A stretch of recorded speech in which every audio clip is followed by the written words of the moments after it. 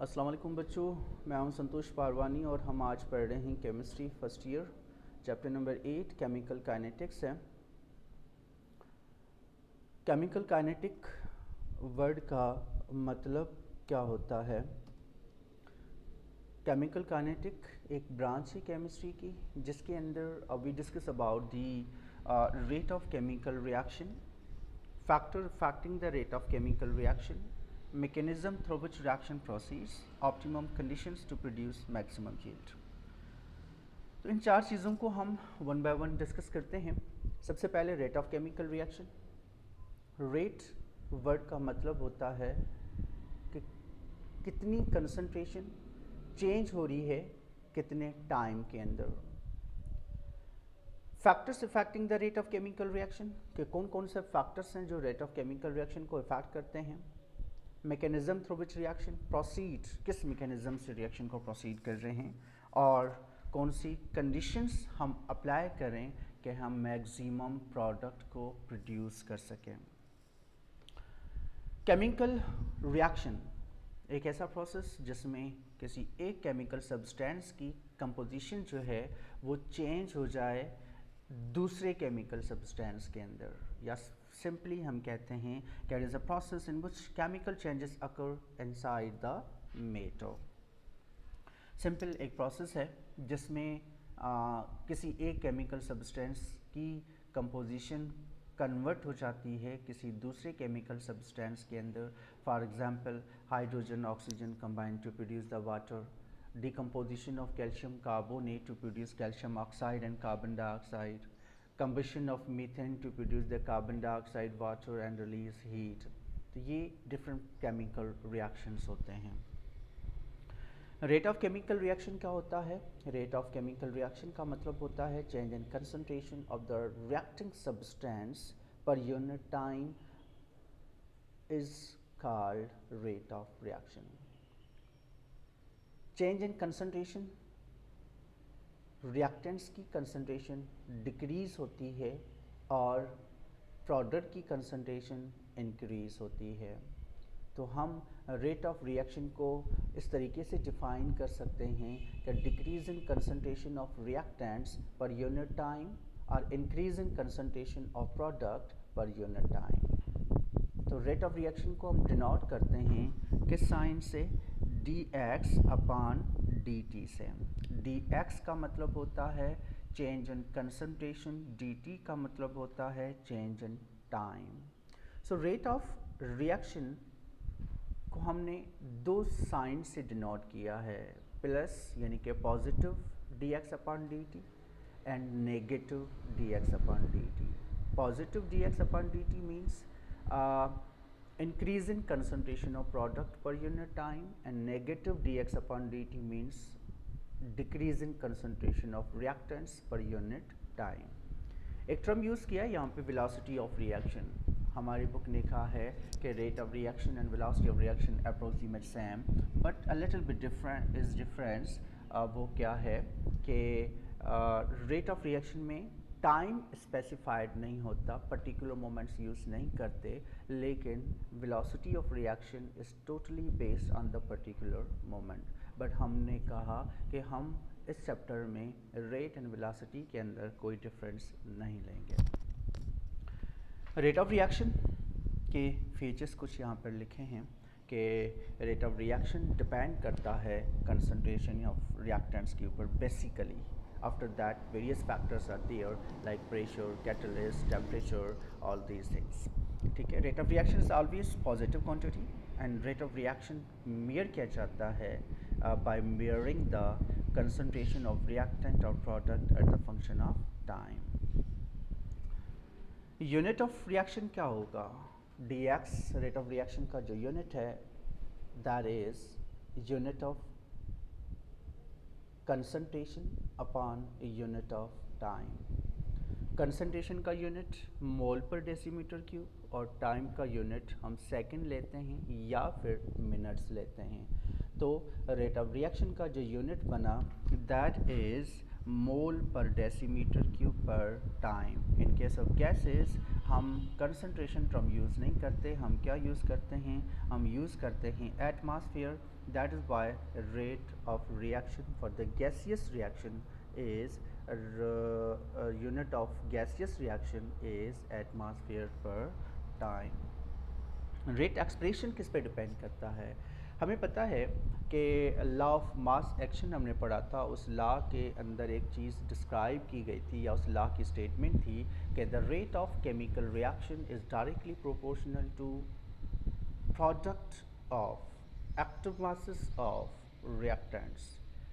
Product math वाला, chemistry वाला नहीं, मतलब मल्टीप्लाई, और एक्टिव मासेस मीन्स कंसंट्रेशन, कि जितने भी रिएक्टेंट्स यूज़ होते हैं उनकी कंसंट्रेशन की प्रोडक्ट को जो होती है वो रेट ऑफ रिएक्शन जो है उसके डायरेक्टली प्रोपोर्शनल होता है. तो रेट ऑफ रिएक्शन जो है मेयर करने के लिए हमने एक सपोजिशन की है, रिएक्शन लिया है कि ए को बी से मिलाएंगे तो प्रोडक्ट बनती है. तो रेट ऑफ रिएक्शन किसके डायरेक्टली प्रोपोर्शनल हो गया? Concentration of A and concentration of B. इस प्रोपोर्शनलिटी साइन को ख़त्म करने के लिए हमने इक्वल टू साइन पुट किया और उसकी जगह पे क्या पुट कर दिया? के पुट कर दिया. के क्या होता है? कांस्टेंट होता है. कांस्टेंट का मतलब क्या? कि प्रोपोर्शनलिटी कांस्टेंट है, जिसका नाम क्या दिया हमने? रेट कांस्टेंट का नाम दिया. Is that clear? Rate constant क्या है? Rate constant basically is the ratio. किसका रेशो है? रेट ऑफ रिएक्शन का एंड कंसंट्रेशन ऑफ रिएक्टेंट्स का. जब भी हमें K की वैल्यू निकालनी हो तो रेट ऑफ रिएक्शन को डिवाइड करते हैं किससे? कंसंट्रेशन ऑफ रिएक्टेंट से. स्पेसिफिक रेट कांस्टेंट क्यों लिया हमने? कि जब भी रिएक्टेंट्स की कंसंट्रेशन यूनिटी होती है, यूनिटी होता है, 1 मोल पर डेसीमीटर क्यूब लेते हैं A की, 1 मोल पर डेसीमीटर क्यूब लेते हैं B की, तो हमारे पास रेट इज़ इक्वल टू हो जाता है कि जो वैल्यू रेट ऑफ रिएक्शन की है वही वैल्यू रेट कांस्टेंट की है. तब हम रेट कांस्टेंट को क्या कहते हैं? स्पेसिफिक रेट कांस्टेंट कहते हैं. यूनिट ऑफ रेट कांस्टेंट की बात करते हैं. याद रखिएगा कि unit of rate constant totally depend upon the order of reaction. एक बात बताते चलें कि ऑर्डर ऑफ रिएक्शन का मतलब होता है कि how many species, how many reactants are going to consume at the rate determining step. हर केमिकल रिएक्शन की एक स्लो स्टेप होती है और वो उस केमिकल रिएक्शन की रेट डिटरमाइनिंग स्टेप होती है. अब उस रेट डिटरमाइनिंग स्टेप के ऊपर कितने केमिकल सब्सटेंसेस यूज़ हो रहे हैं. 1 मोल यूज़ हो रहा है तो फर्स्ट ऑर्डर, 2 मोल यूज़ हो रहे हैं तो सेकंड ऑर्डर, 3 मोल यूज़ हो रहे हैं तो थर्ड ऑर्डर, कुछ भी नहीं यूज़ हो रहा तो ज़ीरो ऑर्डर. अच्छा, अब ये किस तरीके से होते हैं वो हम आगे चल के आपको डिस्क्राइब करते हैं. नंबर ऑफ जो ऑर्डर ऑफ रिएक्शन आपको पता लगेगा तो यूनिट ऑफ रिएक्शन भी इजीली हो जाएगा. हमने क्या एक फार्मूला डिस्क्राइब किया कि जनरली यूनिट जो होता है वो मोल पर डेसीमीटर क्यूब, और यहाँ देखेंगे ऊपर मैंने क्या दिया है 1 माइनस एन. एन क्या है? यहाँ पे ऑर्डर ऑफ रिएक्शन है. ऑर्डर ऑफ रिएक्शन 0 भी हो सकता है, 1 भी हो सकता है, 2 भी हो सकता है, 3 भी हो सकता है, सम फ्रैक्शंस भी हो सकते हैं. बट प्रोपोर्शनलिटी कांस्टेंट है, रेट कांस्टेंट एक प्रोपोर्शनलिटी कांस्टेंट है जिसका ऑर्डर, जिसका जो यूनिट होता है वो हर रिएक्शन के अंदर वेरिएबल होता है. तो यहाँ पर मैंने कुछ ऑर्डर ऑफ रिएक्शन निकाले हैं. किस तरीके से निकाले हैं इसको समझिएगा, चेक कीजिएगा. Rate constant, unit of rate constant by using this expression, वही चीज़ जो मैंने पीछे डिस्क्राइब की है उसी चीज़ को फर्दर मैंने दिया है कि जैसे हमने कहा ज़ीरो ऑर्डर रिएक्शन कब होगा? जब कंसंट्रेशन ऑफ रिएक्टेंट्स क्या यूज़ होती होगी? ज़ीरो. फर्स्ट ऑर्डर क्या होगा? जब कंसंट्रेशन ऑफ रिएक्टेंट्स क्या होगी? 1 होगी. यहाँ देखें मैंने 0 पुट किया है, यहाँ पर मैंने 1 पुट किया है। यहाँ पर क्या हो जाएगा, जब रेट एक्सप्रेशन पढ़ते हैं तो इसके अंदर concentration A and concentration B, मतलब एक्सपोनेंट्स क्या हो जाएंगे, इसका भी ए का 1 और बी का भी 1, टोटल क्या हो जाएगा 2। तो ऑर्डर क्या बनेगा, सेकेंड ऑर्डर रिएक्शन बनेगा। या तो फॉर्मूले से डिस्क्राइब कर लें या फिर हम देखें रेट ऑफ रिएक्शन, रेट का यूनिट क्या है, मोल पर लीटर पर टाइम, और अपान कंसंट्रेशन ऑफ ए का यूनिट क्या बनेगा, मोल पर डेसीमीटर क्यूब, बी का यूनिट भी क्या बनेगा, मोल पर डेसीमीटर क्यूब। तो यूनिट क्या बना, लीटर पर मोल पर टाइम बन गया। Characteristic of rate constant, characteristic of rate constant के अंदर एक चीज़ क्लियर कर दें कि rate constant only change by changing the temperature. Rate constant do not affect by the concentration or any other substances. Rate constant only change by changing the temperature. Temperature base होता है और temperature से ही change होगा। याद रखिएगा कि जितनी rate constant की वैल्यू बड़ी होगी, रेट ऑफ रिएक्शन उतना ही फास्ट होगा या ज़्यादा होगा। एक रेट कांस्टेंट को कैलकुलेट किया है और किस तरीके से कैलकुलेट किया है कि what is the effect of concentration on the rate constant. Suppose किया है एक रिएक्शन है A प्लस बी, जो बना क्या रहा है, A और B बना रहा है। तो इस रिएक्शन के अंदर हमने क्या किया, कंसंट्रेशन ऑफ A लिए 0.1 मोल पर डेसीमीटर क्यूब और B लिए 0.1 मोल पर डेसीमीटर क्यूब। और इस कंसंट्रेशन के अंदर हमने क्या किया है कि रेट ऑफ रिएक्शन जो होते हैं उसकी वैल्यू यूज़ किए है 3.02 इंटू 10⁻⁻4 मोल पर डेसीमीटर क्यूब पर सेकेंड। ठीक है, सो यहाँ पर हम क्या करते हैं कि जस्ट रेट कांस्टेंट के अंदर हम वैल्यू पुट करते हैं। कौन सी वैल्यू पुट करते हैं, कंसंट्रेशन ऑफ ए की और कंसंट्रेशन ऑफ बी की। तो ए की कंसंट्रेशन जो है हमें 0.1 मोल पर डेसीमीटर क्यूब मिली है और बी की कंसंट्रेशन भी 0.1 मोल पर डेसीमीटर क्यूब मिली है। तो रेट ऑफ रिएक्शन किसके इक्वल टू होता है, dx upon dt is equal to क्या होगा, k concentration of A and concentration of B के। So k is equal to क्या मिला, dx अपॉन dt, और ये कंसंट्रेशन ऑफ A और B यहाँ से मल्टीप्लाइड थे, उधर चले गए तो क्या हो गया, डिवाइड हो गया। सो k की वैल्यू क्या मिली, दिस वन। अब हम क्या करते हैं, कंसंट्रेशन B को डबल करते हैं। जब कंसंट्रेशन B को डबल किया तो रेट ऑफ रिएक्शन भी क्या हो जाएगा, डबल हो जाएगा। याद रखिएगा कि rate of reaction is directly proportional to concentration of reactants. So जब हम कंसंट्रेशन डबल करेंगे तो रेट ऑफ रिएक्शन डबल हो जाएगी। ठीक है, ये थोड़ी सी चेंजेस यहाँ पर आएंगी क्योंकि that's again depend upon the exponents. अगर एक्सपोनेंट 1 है तो रेट ऑफ रिएक्शन डबल होगा, अगर एक्सपोनेंट 2 है तो रेट ऑफ रिएक्शन क्या हो जाएगा, 4 टाइम हो जाएगा अगर कंसंट्रेशन डबल करेंगे तो। अगर हम कंसंट्रेशन जो है अगर सपोज़ करते हैं कि A जो दिया है A के ऊपर स्क्वायर है, सपोज़ टू, यहाँ पर मैंने दिया नहीं है, लेकिन अगर यहाँ स्क्वायर होता तो क्या होता, तो ये होता कि हमारे पास अगर कंसंट्रेशन A की डबल करते तो rate of reaction increase 4 time हो जाता, और रेट ऑफ कंसंट्रेशन A की डिक्रीज़ करते हाफ तो रेट ऑफ रिएक्शन भी क्या हो जाता, डिक्रीज़ हो जाता 4 टाइम, 1/4 हो जाता। तो वेल यहाँ पर एक्सपोनेंट 1 ही है तो रेट ऑफ रिएक्शन जो है B की डबल की तो रेट ऑफ रिएक्शन B क्या, सॉरी कंसंट्रेशन B की डबल की तो रेट ऑफ रिएक्शन भी क्या हो गया, डबल हो गया। अब जस्ट वैल्यू पुट की k की तो k की वैल्यू क्या आई, वही आई जो इनिशियल थी 3.02 इंटू 10⁻⁻4। सो हम सिंपली एक बात यहाँ पर ये कहते हैं कि rate constant can not change by changing the temperature. So rate constant and rate of reaction के बीच में एक डिफरेंस बनाया है, थोड़ा सा डिस्कस कीजिएगा। रेट लॉ इक्वेशन वही है।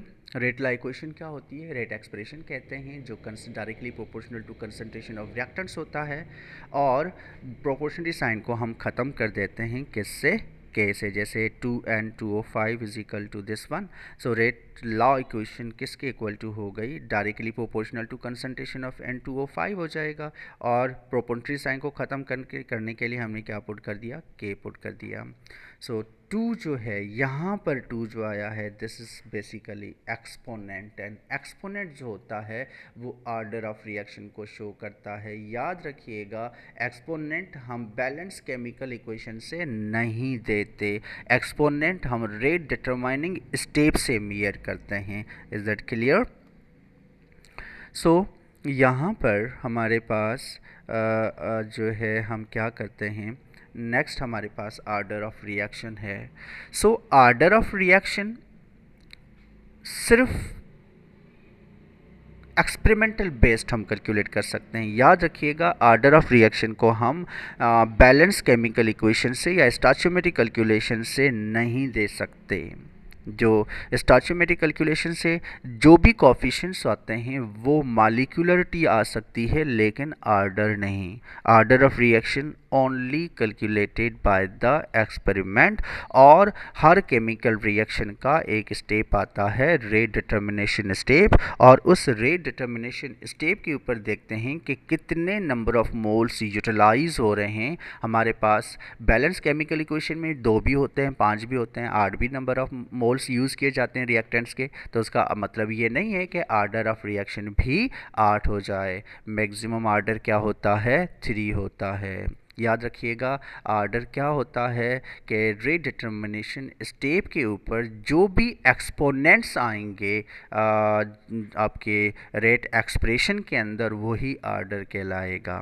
सपोज टू यहाँ पर देखें, मैंने एक रिएक्शन दिया है A + B to produce the C, ठीक है। तो यहाँ पर एक प्रोडक्ट बनी है, कहाँ से, A और B से क्या बनी है, C और D बनी है। तो इस रिएक्शन के अंदर अगर हम देख रहे हैं तो रेट इक्वेशन क्या बनेगी, dx/dt is equal to concentration of A power x and B power y। अब x और y जो यहाँ पर हमने दिए हैं, अब मैंने यहाँ पर a और b नहीं दिया, हालांकि a के आगे स्मॉल a है, b के आगे स्मॉल b है। फिर मैंने यहाँ पर पावर क्या दिया, a के ऊपर x दिया, b के ऊपर y दिया, क्योंकि वी डोंट नो कि a total number of mole suppose to 2 है, लेकिन x के ऊपर 2 रेट डिटर्मिनेशन स्टेप के ऊपर कितने मोल्स कंज्यूम हुए, a के 2 मोल पड़े थे, लेकिन यूज़ नहीं हुआ, 0 हुआ। तो B कितना हुआ, B के ऊपर मोल कितने पड़े थे, सपोज टू 3 मोल पड़े थे, लेकिन उसमें कंज्यूम कितना हुआ, 1 हो रहा था रेट डिटर्मिनेशन स्टेप के ऊपर। तो यहाँ पर y की जगह पे 1 पुट करेंगे, x की जगह पे 0 पुट करेंगे। अगर यहाँ A 1 यूज़ हो रहा है, B 2 यूज़ हो रहा है, तो A के ऊपर 1 और B के ऊपर 2 पुट करेंगे। Order with respect to A is x and order with respect to B is y। Overall order क्या होगा, x + y। सपोज A के 1 मोल, B के 1 मोल, तो 1 + 1 क्या हो जाएगा, ऑर्डर 2 हो जाएगा। ऑर्डर ऑफ रिएक्शन के फीचर्स क्या हैं, एक्सपेरिमेंट डिटरमाइन क्वांटिटी, सबसे इंपॉर्टेंट चीज़ कि ऑर्डर ऑफ रिएक्शन जो है सिर्फ एक्सपेरिमेंटली कैलकुलेट किया जा सकता है। Can not be written from balance chemical equation, can not be written from the rate law equation, that depend upon the molecules undergoing change in concentration at the rate determination stage. Order may be 0, whole number, may be fractional, may be negative, even reaction with order 3 or greater. So again, molecularity क्या है, molecularity balance chemical equation से measure की जा सकती है। हर chemical reaction various way से product में कन्वर्ट होते हैं। कैसे, Hess's law of constant heat of summation पे चले जाओ, उसमें हमने क्या पढ़ा था कि रिएक्शन 1 स्टेप हो भी सकता है, रिएक्शन 2 स्टेप भी हो सकता है, रिएक्शन 10 स्टेप भी हो सकता है। तो हर स्टेप के ऊपर जितने नंबर ऑफ मोल्स कंज्यूम हो रहे हैं वो उसकी मॉलिक्यूलरिटी है। अब उन जितने भी स्टेप्स हैं उनमें एक स्टेप है जिस स्टेप का नाम होता है रेट डिटरमाइनिंग स्टेप। अब उस स्टेप के ऊपर कितने मोल यूज़ हो रहे हैं वो होता है आपका ऑर्डर ऑफ रिएक्शन। जैसे मैंने यहाँ पर दिया है HBr को ऑक्सीजन से मिलाया वाटर और ब्रोमीन बना है। तो इसके वेरियस स्टेप हैं। फर्स्ट स्टेप पे मॉलिक्यूलरिटी कितनी है 2, सेकंड स्टेप पे मॉलिक्यूलरिटी कितनी है 2, थर्ड स्टेप पे मॉलिक्यूलरिटी कितनी है 2, ओवरऑल मॉलिक्यूलरिटी कितनी है 5। तो इसका मतलब ये नहीं है कि आर्डर ऑफ रिएक्शन जो है वो 5 है। अब इन स्टेप में से कोई एक ऐसा स्टेप होगा जो डिटरमाइनिंग स्टेप होगा, जो एक्सपेरिमेंटली मेयर किया जाता है। उस स्टेप के ऊपर कितने नंबर ऑफ मोल्स यूज़ हुए हैं तो वो आर्डर ऑफ रिएक्शन कहलाएगा। यहाँ पर ऑर्डर रिएक्शन और मॉलिक्यूलरिटी के बीच में डिफरेंस है जो आप डिस्कस करोगे। वीडियो को पॉज करके चेक करोगे कौन कौन से डिफरेंसेस हैं। ऑर्डर ऑफ रिएक्शन एक्सपेरिमेंटली किया जाता है, मॉलिक्यूलरिटी थ्योरेटिकल कॉन्सेप्ट है। ऑर्डर ऑफ रिएक्शन इंटीग्रल भी होता है, फ्रैक्शनल भी होता है, नेगेटिव वैल्यू भी होती है, और मॉलिक्यूलरिटी जो है वो इंटीग्रल्स वैल्यूज होती है, never zero never negative. Order of reaction obtain can not obtain from the balance equation या stoichiometric equation, molecularity can be obtained. Order of reaction tells about the slowest step in the mechanism, but molecularity किसी भी step की अलग अलग होती है, हर step के अंदर अलग अलग होती है। First order, second order, third order reactions यहाँ पर दिए हैं। फर्स्ट ऑर्डर का मतलब जब रेट एक्सप्रेशन निकालेंगे तो एक्सपोनेंट क्या हो 1, और सेकेंड ऑर्डर में रेट एक्सप्रेशन के अंदर एक्सपोनेंट कितना हो 2, थर्ड ऑर्डर के अंदर जो है रेट एक्सप्रेशन के अंदर एक्सपोनेंट कितना हो 3। अच्छा, सबसे इंपॉर्टेंट चीज़ यहाँ पर एक और दिया है, सीडो ऑर्डर रिएक्शन। और सीडो ऑर्डर रिएक्शन का मतलब होता है कि कोई ऐसा केमिकल रिएक्शन जिसमें one of the reactant used in the excess amount, suppose to hydrolysis of the sugar molecule, किसी शुगर मॉलिक्यूल को हमने हाइड्रोलाइज किया है, दिस इज़ डाइसेक्राइड नंबर 2 पे जो लिया है, इसको वाटर की क्वांटिटी यहाँ पर जो यूज़ करते हैं वो बहुत ज़्यादा यूज़ करते हैं। Because of this excess amount जब कोई रिएक्टेंट होता है तो उस रिएक्शन को क्या कहते हैं, सीडो ऑर्डर कहते हैं। फिर pseudo order pseudo first order भी कहलाता है। अगर एक वाटर जो एक्सेस में था चला गया, बाकी कितना बचा 1 सब्सटेंस है, इसलिए उसका 1 मोल यूज़ हो रहा है तो वो सीडो फर्स्ट ऑर्डर हो गया। अगर उसके 2 मोल यूज़ हो रहे हैं तो सीडो सेकेंड ऑर्डर हो गया। ज़ीरो ऑर्डर रिएक्शन क्या होते हैं, हर वो रिएक्शन जो फोटोकेमिकल रिएक्शन है, हर वो रिएक्शन जो फोटोकेमिकल रिएक्शन है उसे हम क्या कहते हैं, ज़ीरो ऑर्डर रिएक्शन कहते हैं। याद रखिएगा कि ज़ीरो ऑर्डर रिएक्शन इसलिए कहा कि photochemical reaction is based on the radiations. अगर रेडिएशंस ना हो तो रिएक्शन भी ना हो, तो इन रिएक्शंस को हम क्या कहते हैं, ज़ीरो ऑर्डर रिएक्शन कहते हैं। एक एग्ज़ाम्पल है, इसको सॉल्व करने की कोशिश कीजिएगा। ये एक्सपेरिमेंटल वैल्यूज़ दी गई है जिसमें आपको ऑर्डर निकालना है। कौन सी एक्सपेरिमेंटल वैल्यू है, सपोज टू ए को बी से मिलाया तो सी बन गया। अब ए की कंसंट्रेशन 0.012, बी की कंसंट्रेशन 0.035 मोल पर डेसीमीटर क्यूब यूज़ की है, तो रेट कितना है 0.1 है। अब हमने क्या किया, ए की कंसंट्रेशन, अब सेकंड को छोड़ के थर्ड में जाएं आप। थर्ड जो स्टेप है ये वाला, कौन सा वाला,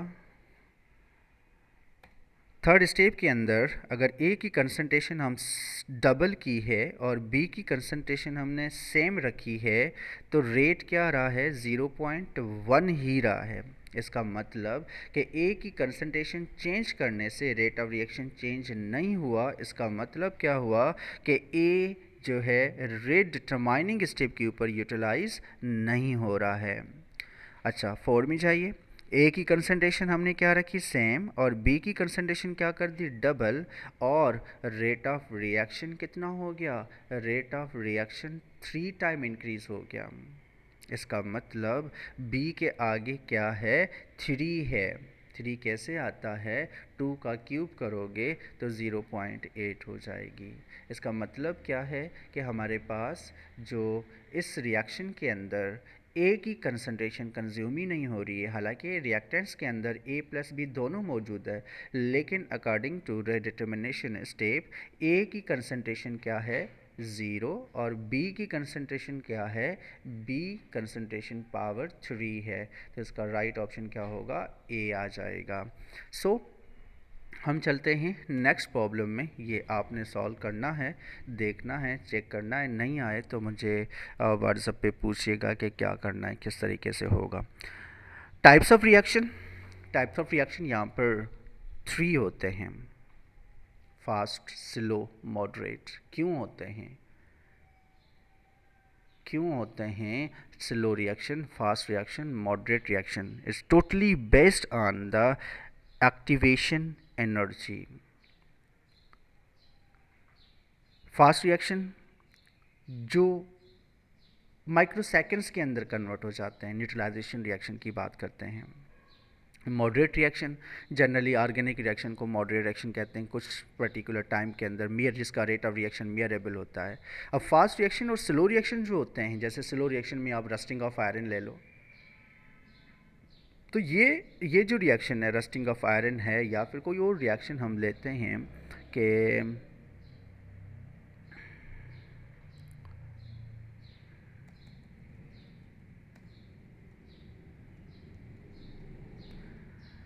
इस रिएक्शन के अंदर क्या है कि जब भी रस्टिंग होती है आपने देखा होता है कि टाइम लग जाते हैं, 5 महीने, 6 महीने, 8 महीने, साल लग जाता है। बहुत स्लो रिएक्शंस होते हैं, इनका रेट ऑफ रिएक्शन हम मालूम नहीं कर सकते हैं।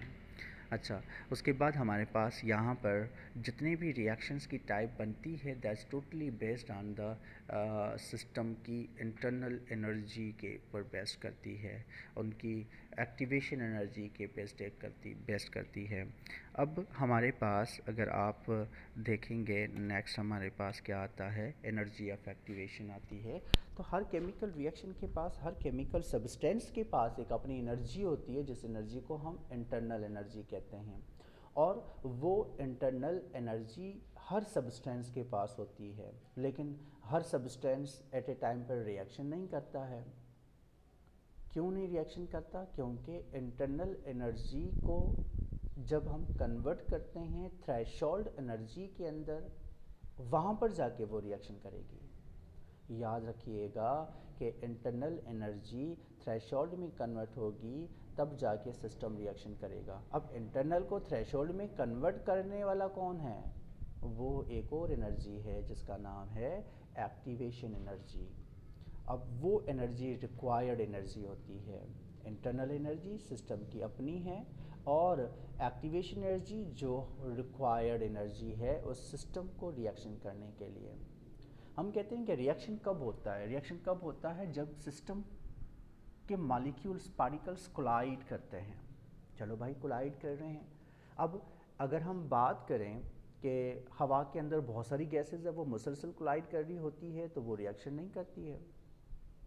क्यों नहीं करती है? क्योंकि उसके पास इंटरनल एनर्जी तो है, लेकिन उसको, उनके पास थ्रेशोल्ड एनर्जी नहीं है, उनके पास एक्टिवेशन एनर्जी नहीं है।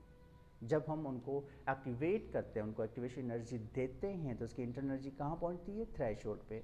और थ्रेशोल्ड एनर्जी है क्या? वो एनर्जी जहाँ पर सिस्टम रिएक्शन करेगा, वो एनर्जी जहाँ पर सब्सटेंस रिएक्ट करेगा। अब रिएक्ट करने के लिए थ्रेशोल्ड एनर्जी चाहिए। सिस्टम के पास कौन सी एनर्जी है? इंटरनल एनर्जी है। अब इंटरनल एनर्जी को थ्रेशोल्ड में कैसे कन्वर्ट करें? एक्टिवेशन एनर्जी चाहिए। वो कौन देगा? हम देंगे, आप देंगे। जब सिस्टम को रिएक्शन कराना है तो उसके अंदर एक्टिवेशन एनर्जी देंगे, तो इंटरनल एनर्जी कन्वर्ट होगी किसके अंदर? थ्रेशोल्ड के अंदर, और रिएक्शन जो है वो प्रोसीड हो जाएगा।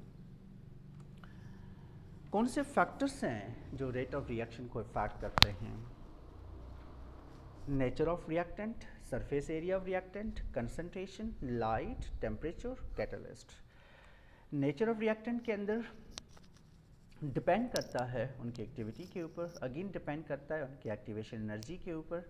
अगर एक्टिवेशन एनर्जी ज़्यादा है तो रिएक्शन क्या होगा? स्लो। अगर एक्टिवेशन एनर्जी कम है तो रिएक्शन क्या होगा? फास्ट।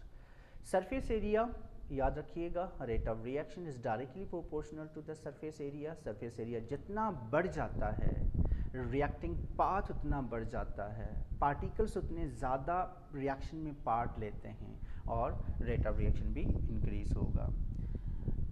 कंसंट्रेशन तो हम पढ़ चुके हैं कि rate of reaction is directly proportional to concentration है, कि जितनी कंसंट्रेशन ज़्यादा होगी रेट ऑफ रिएक्शन भी उतना ज़्यादा होगा। इफेक्ट ऑफ टेम्परेचर, याद रखिएगा कि rate of reaction is generally directly proportional to the temperature. हम यहाँ पर एक बात करते हैं कि टेम्परेचर बढ़ाते हैं तो होता क्या है। सिस्टम के पास इंटरनल एनर्जी थी और उसको क्या मिल गया, रिक्वायर्ड क्या थी, एक्टिवेशन एनर्जी। वो कहाँ से मिली, वो टेम्परेचर से मिली और रिएक्शन स्टार्ट हो गया। या रिएक्शन हो रहा है, उसको और मज़ीद टेम्परेचर दे रहे हैं, जो इनको एक्टिवेशन एनर्जी दरकार है, जो रिक्वायर्ड है, उससे डबल ट्रिपल चौपल फॉर्म में मिल गई। अब रेट ऑफ रिएक्शन भी कितना बढ़ जाएगा, उतना ही ज़्यादा फास्ट हो जाएगा। तो एक लॉ है कि लॉ ऑफ थंब, जिसका मतलब होता है by increasing 10 kelvin temperature rate of reaction will be double. दोबारा सुनिए, लॉ ऑफ थंब।